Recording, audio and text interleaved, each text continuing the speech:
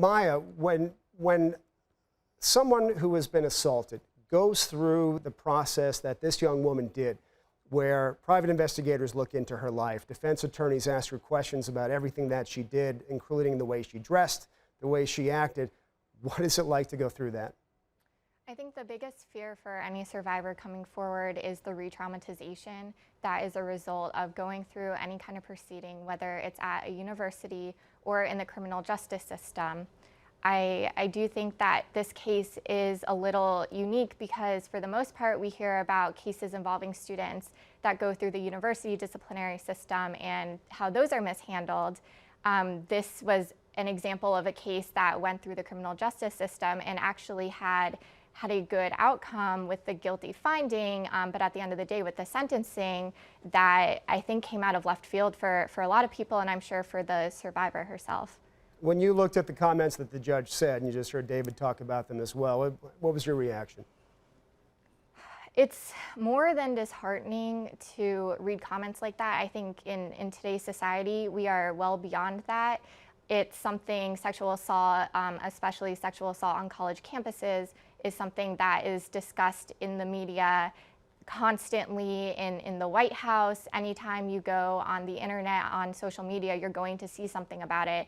And the fact that this was the outcome it's really frustrating.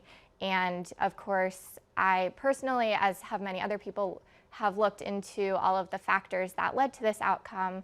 I personally believe that Brock Turner is a danger to society. He is, even though he was found guilty and he's a sex offender and now his life will be over because of how public this has become, but he still could have had the opportunity to go back in society and recommit. And if he had not been found guilty and he had been able to go back to school, this would have happened over and over again. If the survivor who experienced this was not at that party that night, it just would have been someone else. That was the trajectory that he was on.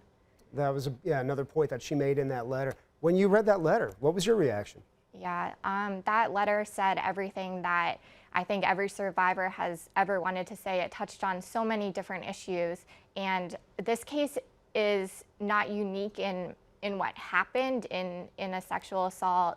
The victim was on a campus, was drinking, alcohol was involved, but it is unique in the way that it has played out, and the survivor had a really unique opportunity to share all of the facets of a rape case and how it feels to be on that side of it and to look at the perpetrator and feel. There is a part in her letter where she discussed the connection and how he brought her down when he fell, and that neither of them win in this. And that's something that really any survivor experiences. You have this intimate experience with someone, and you can't, I can't necessarily speak on behalf of all survivors, but I don't feel that you ever really feel as if you win.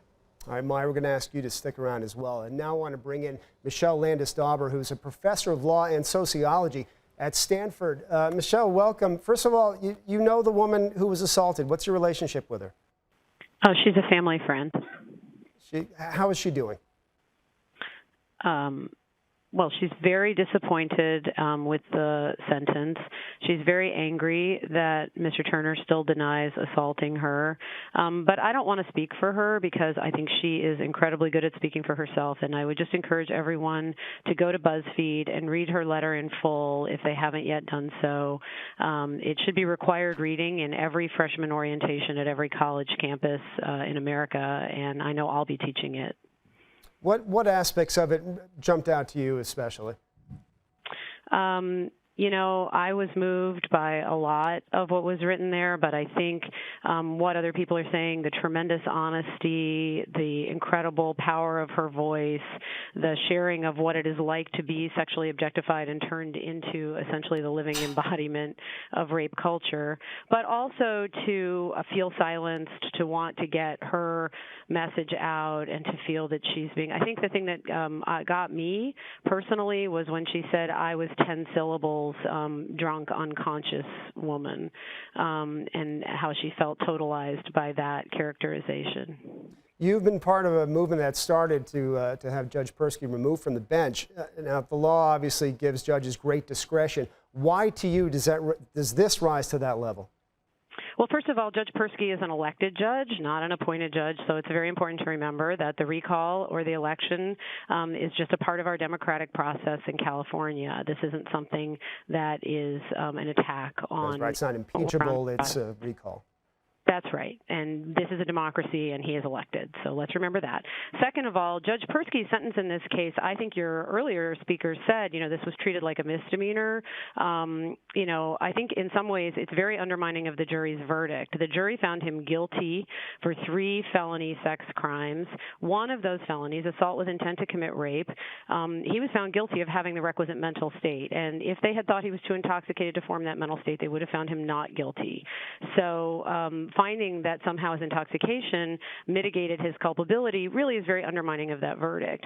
That crime is presumptively probation ineligible under California law. And in order to give him probation and his short 89-day stay in county jail, the judge had to make a finding on the record by state law that this was a, quote, unusual case in which the interests of justice would be best served by the grant of probation. And that is where I and other people who are involved in the recall campaign strongly disagree and think that he misapplied the law.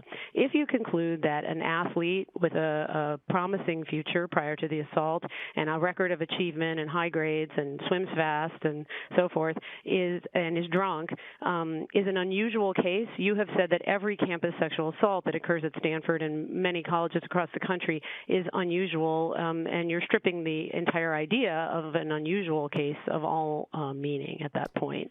So this makes all women less safe. It makes women less safe at Stanford, and it makes women less safe at colleges across the state of California.